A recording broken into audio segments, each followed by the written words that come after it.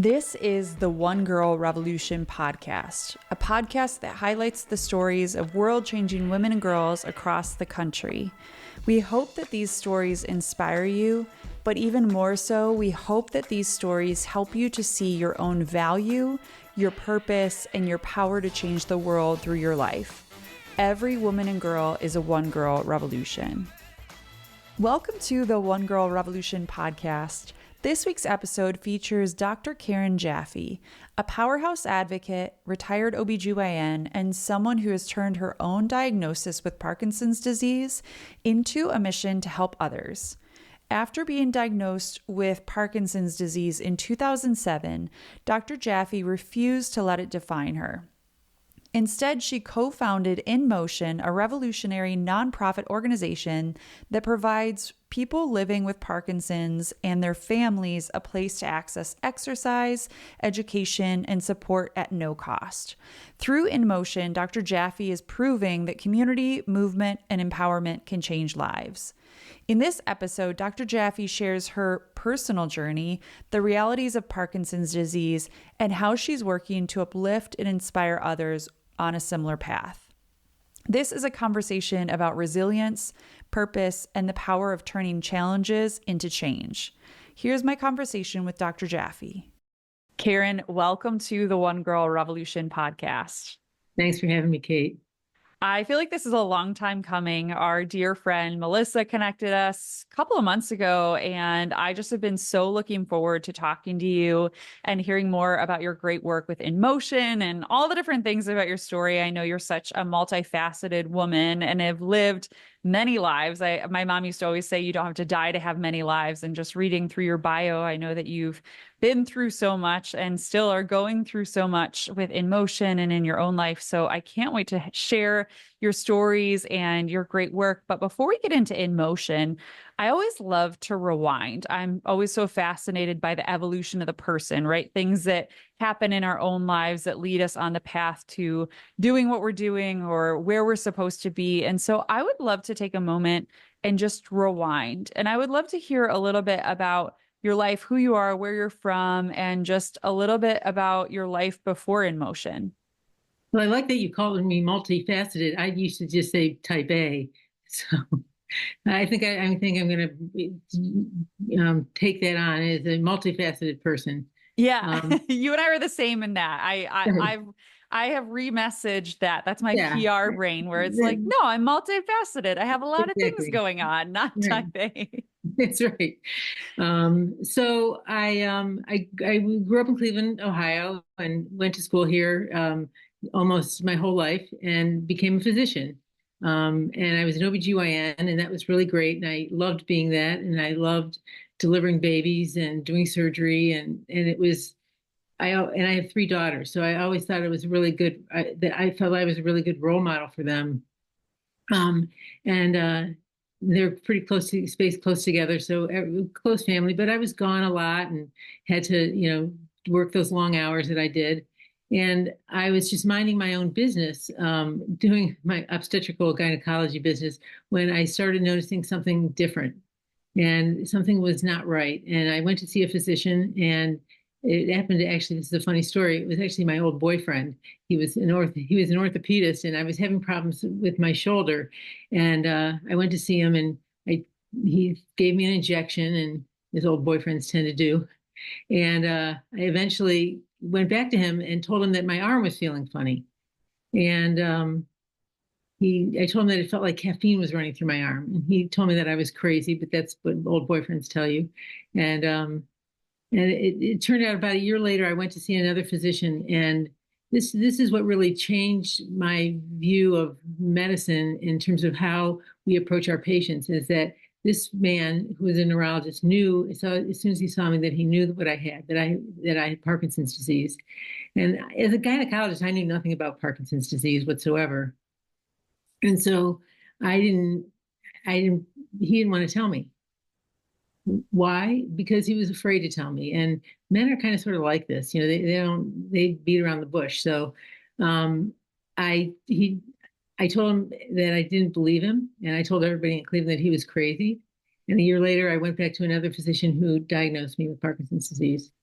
And I spent a little bit of time since then thinking about how we as physicians approach our patients and how this man had an opportunity to create a bond with me, a relationship with me by being truthful with me. But because I was a woman and I was and maybe because also I was a colleague, he didn't want to hurt my feelings or something. I don't know what it was, but he didn't step up to the plate. And, when it comes to medical decisions that you make for yourself, words matter to what a physician says to you. And so I think that women do a better job at this, and we are now training medical students to know how to kind of sort of connect with people. But it's one of my passions is to try to bring the medical world into a place where they can interact with patients and not be afraid to interact with them because they're going to scare them or whatever.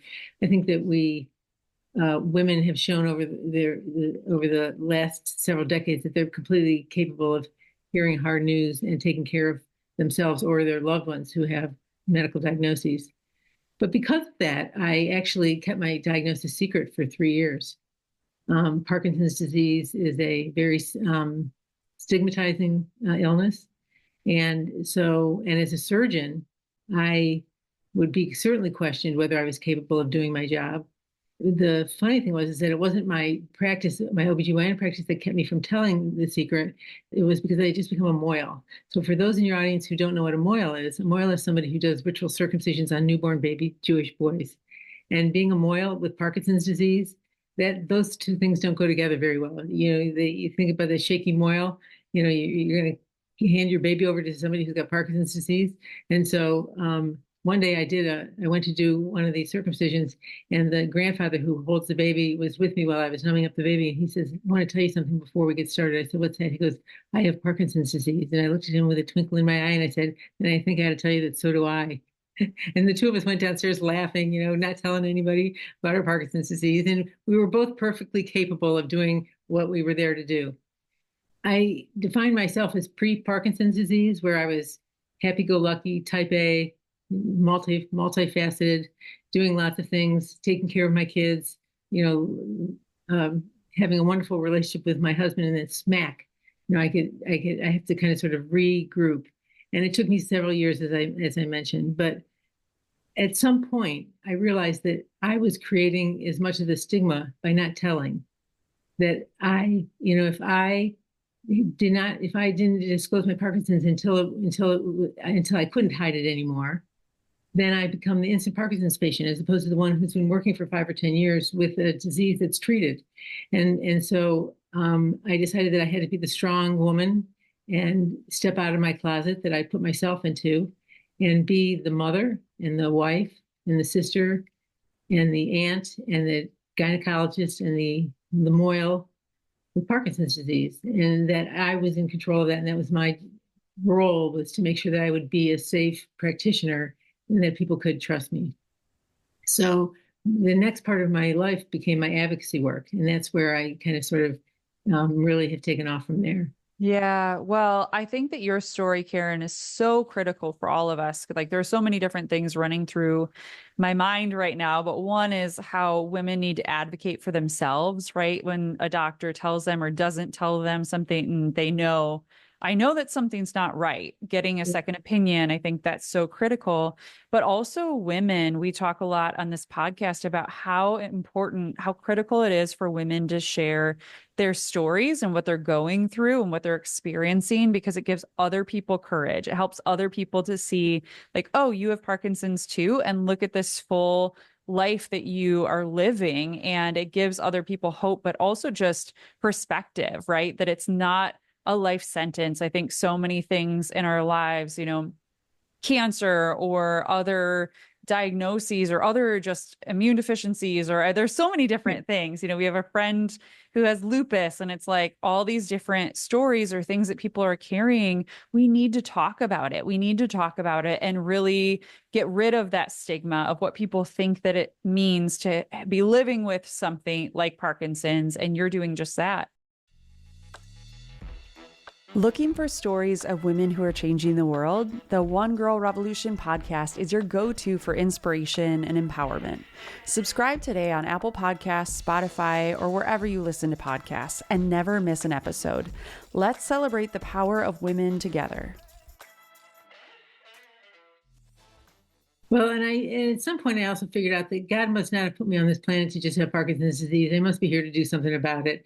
And so, I think taking people say, well, how did you know that you needed to do this? And I said, because there was no resources out there. I mean, anybody can go out and see what's there and what's not there. But because I was a physician, I was in a unique position and a physician who has a strong, loud voice to be in a position to make a difference in the world, not just for women with Parkinson's disease, but men and families and children who are dealing with a diagnosis like Parkinson's disease. What has it been like for you, Karen? I think people that are listening, like if they don't have a family member or a friend, or they themselves haven't been living with someone with Parkinson's, for people that are listening who don't know anything about Parkinson's, what can you share about it? And what can you share about your own experience? Well, what I'd like to share, first of all, is that most people think that they don't know anybody with Parkinson's disease, but Parkinson's disease is pretty common. I mean, 1 in 100 people in the United States have Parkinson's disease. 1 million people have Parkinson's disease. 60,000 every year more get diagnosed with Parkinson's disease. So, and when we think about Parkinson's, it's interesting because I did a lecture. Used to give a lecture at the medical school on what they call Touchy-Feely Tuesday. It was a day that the second year medical students at Case Western Reserve Medical School would get this kind of sort of holistic look at medicine, trying to help them be better doctors from the standpoint of a doctor-patient relationship and things like that. And I wanted them to think about Parkinson's in a different way, and because when you Google Parkinson's disease, you will see a picture of an old man. It's the drawing from like 1872 or something like that. This old man who's shuffling, and he's old and he's white. And if you Google MS, you don't see any old people. You see neurons that are demyelinated, and so the stigma starts right there, and not with Google, but whoever put the information into Google, that Parkinson's is an old white guy's disease. And if an old white man walks into an office and he's got tremors and some of the other things that go along with Parkinson's, anybody could diagnose Parkinson's. But could you diagnose Parkinson's when it's before the motor symptoms come in? So people think it's a motor disease, and it is. But for many, many, many, many people, there are non-motor symptoms well before the motor symptoms come in: constipation, loss of smell, REM sleep disorder. Here's a little, nugget of information. If you have REM sleep disorder, so you're whacking your husband or your wife in the middle of the night or yelling at them, that's Parkinson's disease until proven otherwise. And so there's so much Parkinson's. The motor symptoms of Parkinson's are like an iceberg where you only see the tip of it, and what's below is so much more. So people think that they don't know people with Parkinson's, but they probably do, and they probably have had Parkinson's in their family. Many times, family members don't tell anybody that they have Parkinson's disease because they can hide it for a long time. And what I want to tell people is that Parkinson's disease, it's kind of like how cancer was, 40 years ago, where people would get a diagnosis and they were just, even sometimes they weren't told they had cancer. Don't tell grandma she's got cancer. But people didn't accept that. And so people demanded that there be resources available for them when they got diagnosed. For now, people get a diagnosis of cancer, there is a team waiting for them at the door before they even leave, with tools and a toolkit for them to be able to use to get through this diagnosis and through their life with it. And that's where Parkinson's is just now kind of sort of coming into play, in that people are realizing that many, many people have Parkinson's disease. And it doesn't exclude anybody, all ages. There's the youngest I've ever heard of somebody with Parkinson's is 6. They had a genetic form of Parkinson's disease. But the older we get, the more likely we can get it. If you get to 90, your risk actually goes down, because if you've gotten that for that long without having Parkinson's disease, you probably won't get Parkinson's disease. But Parkinson's disease is way more than what people think it is. And so we need to have resources for those people. And people need to understand that they're not alone. Yeah, community is so important with so many things, to helping people see that they're not alone. They're able to ask questions and talk to other people like, hey, this is what I'm experiencing. And I know every single Absolutely. person's journey, even with Parkinson's, is a little bit different, right? And so it's identifying different people in your community, building a community, building a support system, and you are doing that through InMotion. So I would love to hear the story. You get diagnosed with Parkinson's, you don't share with anyone for a couple of years, and then you become this advocate where you're like, I'm going to share my story, I'm going to talk about it. How do you go from there to then starting InMotion? Was there a spark moment or something that you were like, hey, we need to do something more. We need to start a nonprofit. How did that come to be? Well, there was from between the point that I was diagnosed with Parkinson's and InMotion, there was my affiliation, which continues, by the way, with the Michael J. Fox Foundation. And when I first met that organization, I went to one of their research roundtables, and at the research roundtable, they asked people who were involved in Team Fox to raise their hands, and I sat there, and I was still in the closet, so to speak. I mean, I was there, but I wasn't telling anybody I was there. I sat at my table with tears streaming down my cheeks, listening to these wonderful stories about these patient advocates who were making a difference through Team Fox by raising money for Parkinson's disease and doing it. And I thought, will I ever have a voice like that? I just couldn't imagine that I would ever have a voice that could be that strong. Well, I was wrong. My voice was plenty strong, but through the Fox Foundation, you get this kind of sort of urge to really help and be an advocate. And because I was a physician and because I like to talk a lot, I started meeting a lot of people. People were calling me and asking for my advice about Parkinson's disease. And I realized that they were telling the same story I was telling, that they wanted to know somebody else with Parkinson's disease. They wanted to know what was normal, what could they do about their symptoms, what was out there for them. And I realized that just like me, they had no place to go. At the same time, I was introduced to a fellow named Ben Rossi, who is one of our co-founders and is our program director at InMotion. And Ben had a couple of clients who had Parkinson's disease and wanted him to help them. And Ben got kind of sort of self-trained he's a personal trainer and a performance trainer. And Ben had started treating these people with Parkinson's disease. So that he was doing his thing and I was doing my thing, and we got put together. And we both had this passion for fixing what was wrong with the treatment of Parkinson's, the absence of resources for Parkinson's disease. And so Ben and I led the charge with three others, a neurologist who actually is my neurologist, David Riley, and two of Ben's clients who had Parkinson's disease, who were businessmen in the community with Parkinson's and were also philanthropists. So we decided that we were going to make it happen. If we build it, they would come. That's what we told our potential board members. If we build it, they will come. And so we did this, search for people who were interested in helping us. And as a physician, I knew one thing. I knew that if we charged anything, that there would be somebody who wouldn't come. And that wasn't acceptable to me. Not when it comes to a disease like this that's lifelong, that has such an impact on you. People need to have the resources to take care of themselves. So we decided that we would make that we would open a center for Parkinson's, and we would make it free to the community. So we've been open now for 10 years. Our 10-year birthday is coming up this year. And we have continued to be free through philanthropic donations, through private donations, and funding through foundations, and the generosity of our community, which is Cleveland's a pretty generous community. And so we decided that we would have programs that were for Parkinson's people with Parkinson's, and it's been an unbelievable journey. These 10 years, unbelievable. We have grown so much, and I would say, are the leaders and the innovators in Parkinson's disease wellness. Our center is called InMotion, and Ben has been our program director for all these years, and he's got such a passion for those of us with Parkinson's disease. It's unbelievable. I have to give him all of the credit that he deserves, because he has created a program unlike any other that I know of in the world. It's incredible. You sent me a list before we started recording just about all of the different programs that you have. And I'm sitting here looking at it. It's like all the physical wellness side of things. So, cardio, strength, boxing, bike and box, a different boxing class, spinning, cycling, rock climbing. We actually had Molly from Upending Parkinson's on last. So she helped us start our program.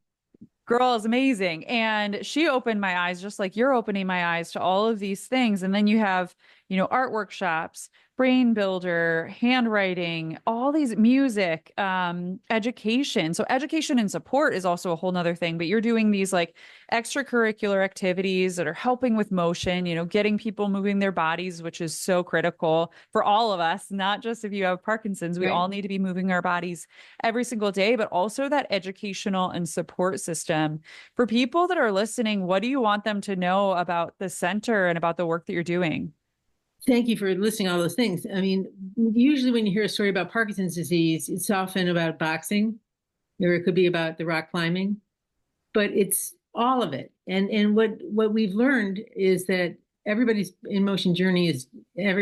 Parkinson's journey is different. And I like to say to the people in my PD 101 class that we're snowflakes, that we're all different. We may be called Parkinson's patients, but each one of us, our constellation of symptoms are all different.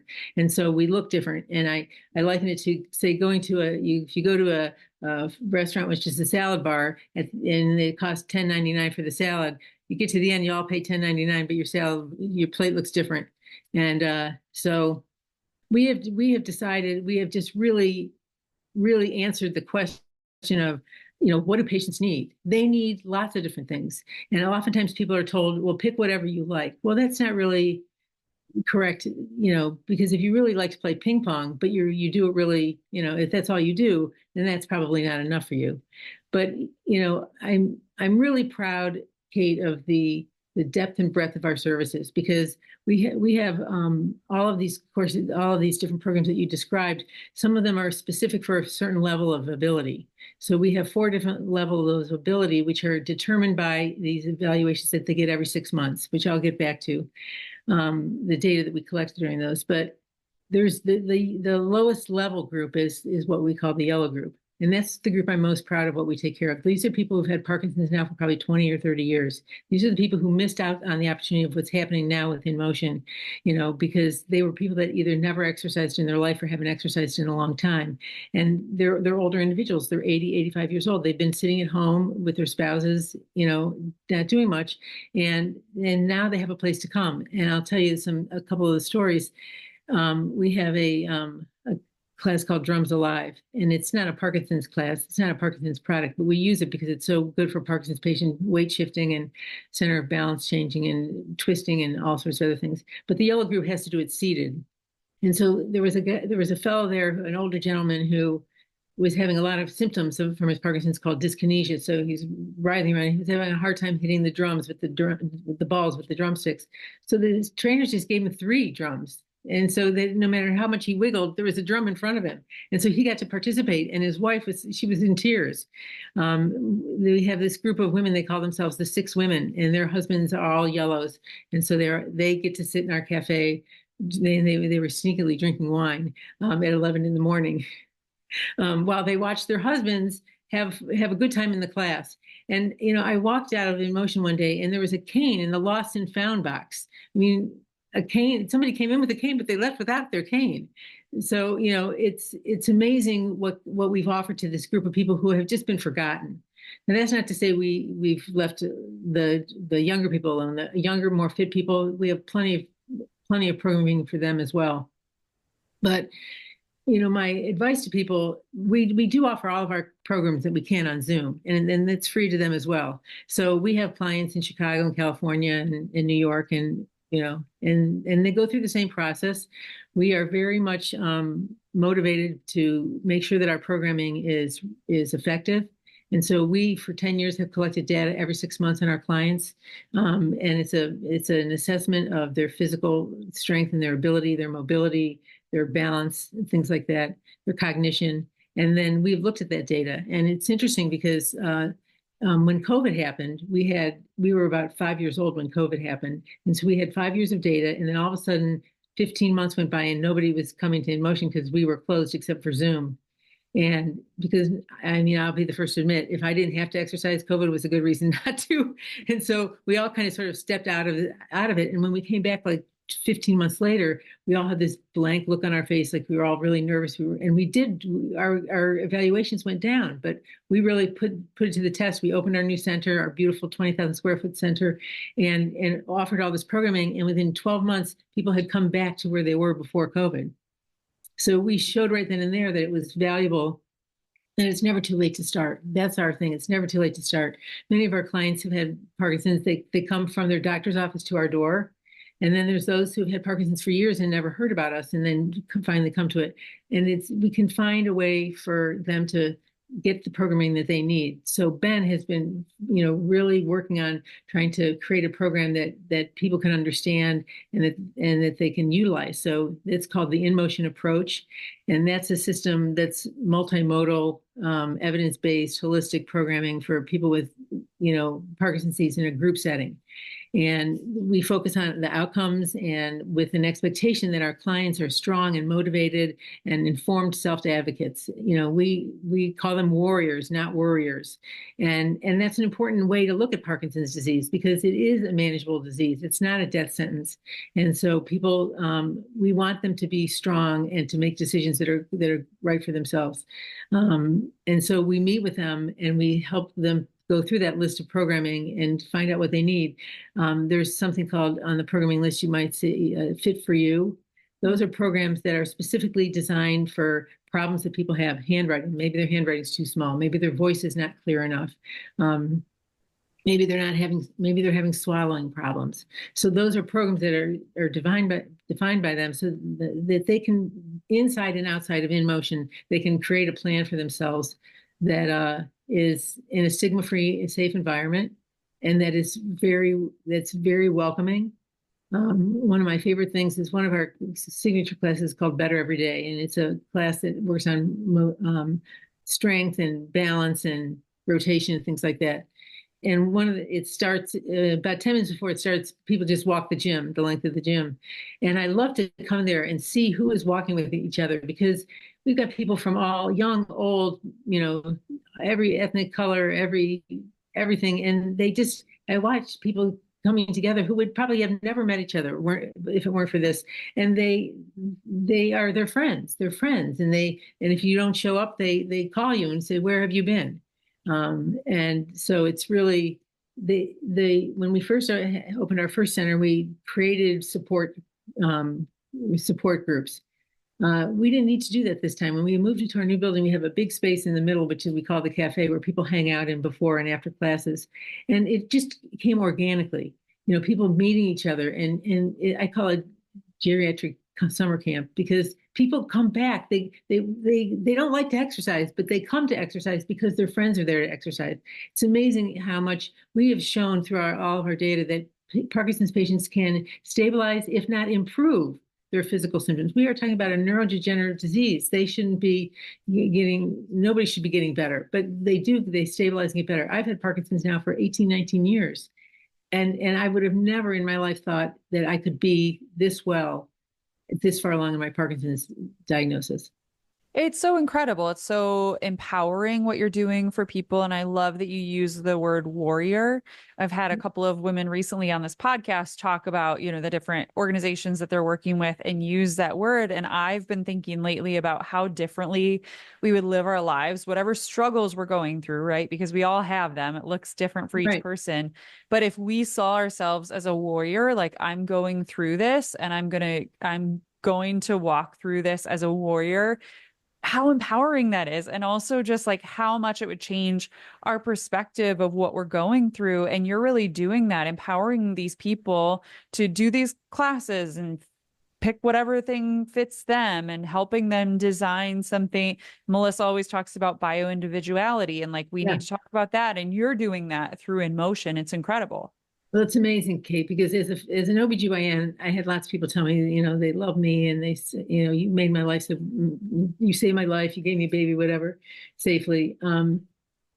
I have that when people tell me that here at InMotion, it's amazing because I know that I changed a life that was desperately in need of changing. And, when I quit OB, I knew that there would be somebody who could quickly step into those shoes, but there was nobody walking in these Parkinson's shoes. And so, I feel like, they fit me well. And I feel so happy when people stop me and they say, you saved my life. And I know that they mean it because I know I've seen what this whole group of people, are going through and the resources. One fellow said that coming to InMotion was like when he got his diagnosis of Parkinson's disease, he felt like he jumped out of an airplane, but InMotion was his soft place to land and helped him survive it. And that means a lot to me, that people, I say the stigma is left at the door. There's, people come in, we all have Parkinson's disease. We all have the same thing. You can talk about it. You don't have to talk about it if you don't want to. If you fall down, we'll pick you up. We'll just keep going. But at other places, you don't have that. I mean, if you go to a gym, great, there might be some things there, but people don't know you have Parkinson's disease. And so this takes away all the stigma of Parkinson's disease. And people meet people that they might not have ever met before, which I just love. I know that you shared a couple of stories throughout this podcast episode, but I would love to know, is there a story or two that you feel like really illustrates, like when you think about, like, if you were to pull back the curtain and show the world, this is what InMotion can do. Is there a story or two that comes to mind? I'm sure there are so many, Karen, so I also don't want to put you on the spot, but just to illustrate the power of maybe somebody that came, like you shared just a minute ago, about somebody that felt like they were jumping out of an airplane and then they found their footing through InMotion. Well, there's a fellow that comes in mind. I'll just call him Richard, and he was struggling for years, 8 or 9 years, with symptoms that no physician could put their finger on. And finally, after like 8 or 9 years, he couldn't drive anymore. He was losing his job because he couldn't function. He was having cognitive problems. And it just so happened that he was an African-American male, young.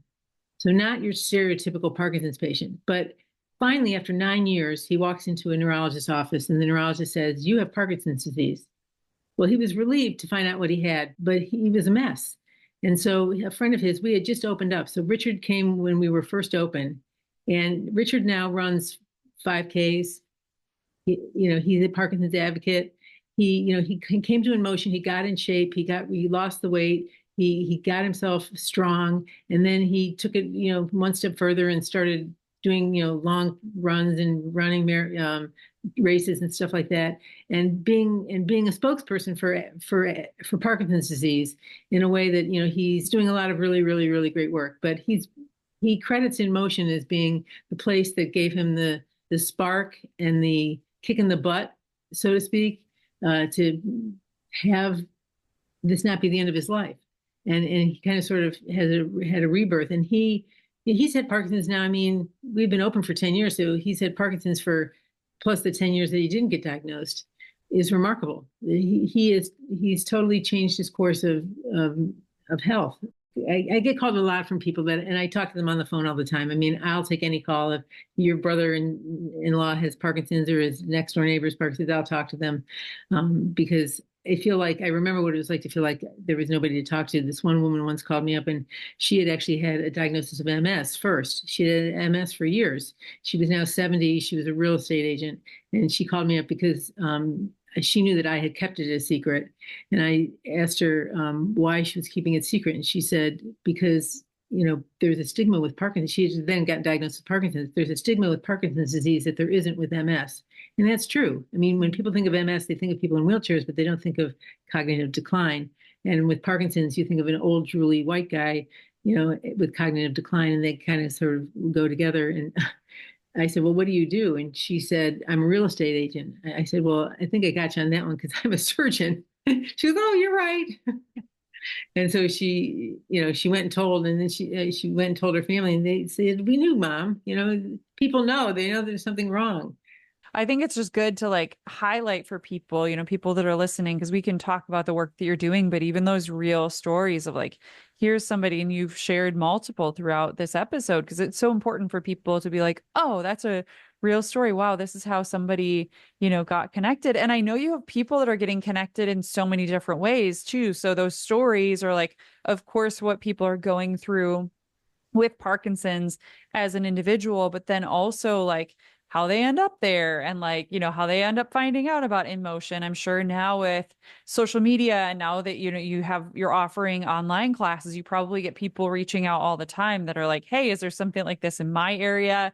How do I get involved in the classes online? It's just so incredible how it's grown. I went to do it online. Our Tai Chi master moved to North Carolina, so his class is completely on Zoom. Okay. And And so I signed in to take it, and some woman from Maine was on. She goes, "Is this the Karen Jaffe? The famous Karen Jaffe?" I'm like, "Oh God, I guess my my work has gotten around." So the other The day I asked her, celebrity. yeah, the other day I asked, there's a guy who's a yellow guy, and he was one of my old attendings when I was a resident. And so here he was now 85 years old, and his wife brings him in. She's one of the ladies of six who drink the wine. Um, and I asked her, I said, how's Marty been doing over the past 3 years that he's been coming there? And she said, I would say that he has not progressed. And I thought to myself, of course he's progressed. He's 80 some years old. He's got a neurodegenerative disease. But maybe he hasn't, maybe he has. But in her mind, he hasn't. And so her perception of what's going on in their lives is that he's stable and that they have something to live for because it's not the end of the world. And so those kind of sort of things just mean so much to me because this disease is just so stigmatizing. It really is. And so I really feel that people should know that that they can, well, the very greatest thing they could do is try to find this kind of sort of programming in their own community. It's amazing how many people can be generous. When we first opened up we didn't have enough room for cycles, so we went to the Y, and they let us borrow their cycling room at a time that they didn't need to use it. How many community centers will let you use their community center for a Parkinson support group or something like that? And then there's with, like you said, with social media, we have people in Africa who we talk to, and that you can make an impact with somebody around the world by, is pretty amazing. Yeah, it's so incredible the power that work like yours has, and even bringing people together in your own community. I know people also travel from neighboring communities to come and be a part of InMotion, but then also that digital element that we can reach people all over the world and be a resource to them. And it's so needed what InMotion is doing.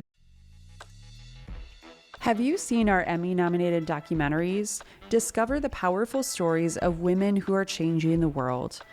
Head to YouTube, search One Girl Revolution, and watch these incredible films today. Don't forget to subscribe to our YouTube channel while you're there. Be inspired, be empowered. Watch our documentaries today. I'd love to know, Karen, in your dream of dream worlds, this podcast is all about dreams. Where do you hope that InMotion goes from here? I know that there's such a need. You've grown and evolved so much in just a few years, really. Where do you Yeah. hope that InMotion goes from here, and what's next? Well, if you had Ben and I here together, we would be talking your ear off about because our heads are always exploding with ideas. And luckily, our CEO Kathy Schwartz she's a positive, let's try it kind of gal. She's not no no no no no. She's like, yeah, let's try that. And so Ben and I are always talking about what could we do to make things better. What could we offer? Like the pickleball. We didn't have the resources to do pickleball, but our clients did. So they created the pickleball thing themselves. We ordered the nets and stuff like that. But people have an idea, and we say, yeah, let's go with it. And so we try all sorts of different things, which is why our program list is so long, because these are ideas that come up with us, and people say, yes, let's try it. But we get a lot of calls out. We get a lot of calls about how can I have an InMotion in my backyard, and I don't have an answer to that, except that we would like to see that this would, that the more people see and hear about us and see that this multimodal approach of trying to bring different things that people need for their particular Parkinson's journey is an important thing. It's not just about one thing. Not everybody's going to love to box. Not everybody's going to love to, dance. But if you have multiple offerings to people, so that's what is to perfect this idea of an InMotion approach, to share this approach with other people, to let those people create their centers using the model that we've created that we think is so important for a holistic medical approach to Parkinson's disease.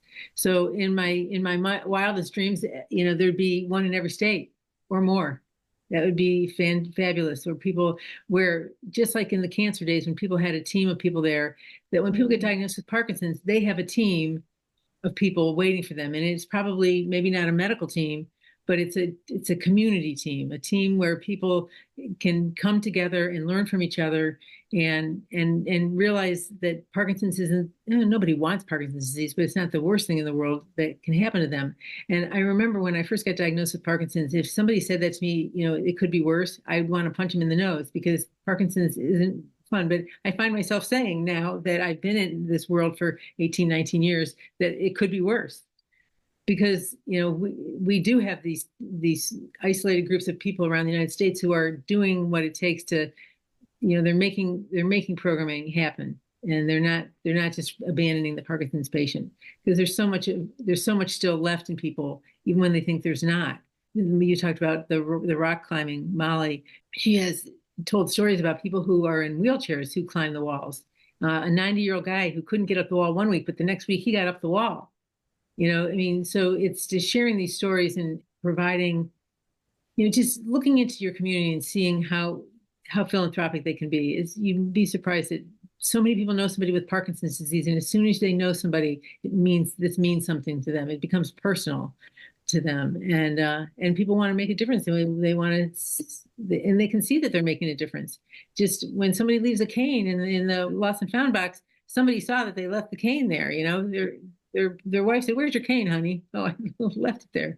So, it makes a big difference to have this kind of sort of resources available for people, especially when they first get diagnosed. But it's not too late. Even if they think it is, it's not. There's something in InMotion for everybody. And that doesn't even speak about the nearly almost 100 volunteers that we have. I would be remiss to not mention them, because we couldn't do this without our volunteers. So we have, some of our clients are volunteers, some of their care partners are volunteers. All of our programming is free for care partners as well. So we open it up to them. So, but the volunteers create an environment where they take what they do as a volunteer, out into the community and share it with people. And then we get more volunteers and more people understanding that because people know somebody with Parkinson's disease. It's not that uncommon. They might not be telling people that they've got Parkinson's disease. It's there.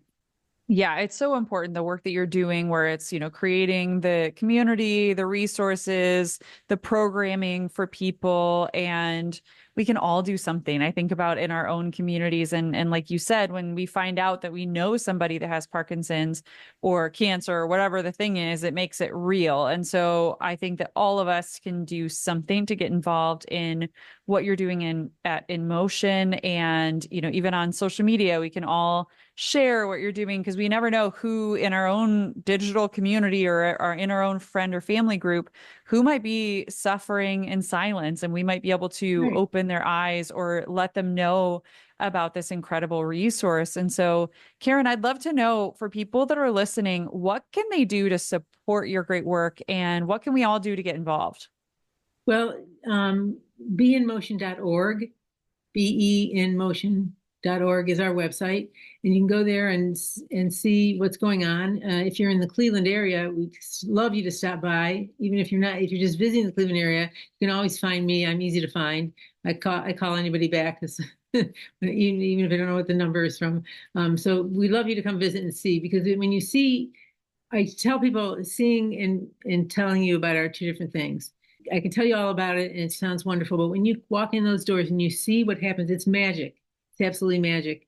I have such a high regard for all of the people who put their effort into doing this, because I think it is the future of treatment for Parkinson's disease. And I'd like to give a big shout out to our CEO, Kathy Schwartz, who has taken this 5 years ago and just, run with it, and really I'm so impressed with her ability to manage different parts of this organization in a way that allows us to hopefully help others, create a similar organization so that more people can get treated for Parkinson's disease the way they should be. I will be sure to put your website, your social media, all the different ways that people can get Great. connected to Yeah. you and InMotion in our show notes. I encourage people to follow what you're doing and share on social media. Like I always say, it's the free and easy way for people to support what's going on, but also just to spread awareness. Like we said before, it's you never know who in your life might have Parkinson's. And it's so great for people to know about InMotion and what you're doing.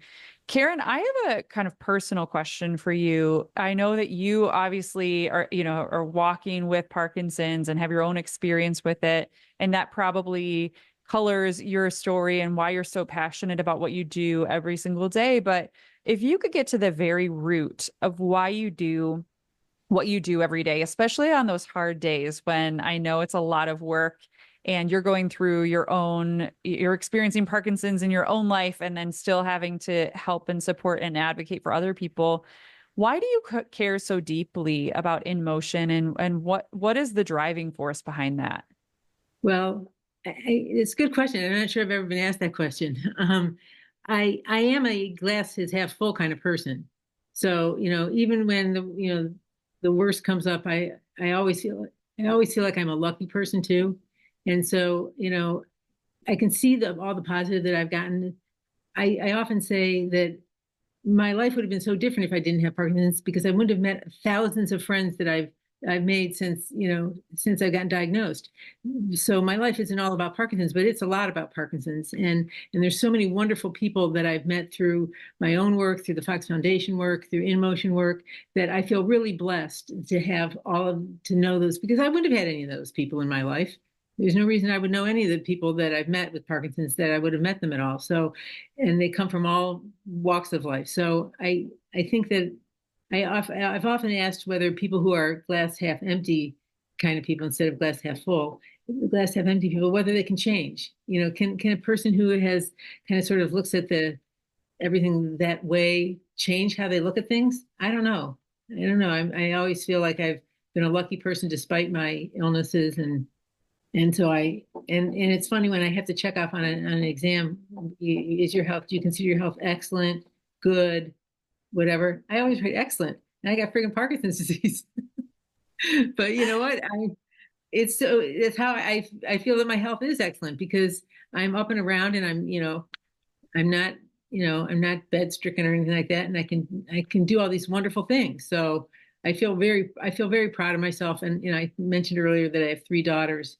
And one of the things that I'm most proud of is their ability to take what I've done and to learn from it. When we were really in the thick of things, I in working with the Fox Foundation, my oldest daughter was working she was with the Team Fox young adults group in New York, helping them raise money. My middle daughter was going to medical school with the thoughts of being a neurologist. She is now since not a neurologist, she's a pediatrician, and my youngest was going into nonprofit management and social things like that. So what I was doing in my life, despite the fact they hated that I had Parkinson's disease, was affecting their choices. And they've all, they're all been very mindful of philanthropy and in our role and in that, and how important it is to take what we have, our assets, and help other people's lives get better because of them. So I think that they are not my role models, but they're my role models because I didn't have a lot of those things that they have had growing up. So to see them take what Mark and I have made available to them and make more of it out of their lives than they would have without it, I think is an important lesson for Mark and I to take away, and that they have something to teach us as we get older. It's so incredible to hear the different people that have impacted your life and even your children, right? How we can learn so much from the generations after us. It's like we're always learning and always growing up until the end of our life. And I think that that's an important thing for all of us to take moments to think about who are beacons of light in our life and who are we learning from and who can we learn from, right? The different experiences that we're going through that, like you even shared, if you didn't have Parkinson's, you would have missed out on all these incredible, I know, and you would have missed out on all these incredible people. And so it's so important for us to open our eyes and see the people around us, or see even like our experiences, how it can connect us with different people. You can have a positive impact on it. It's a ripple effect, It's so true. You help one person and they help two people, and before you know it, you've helped. Well, it takes a village.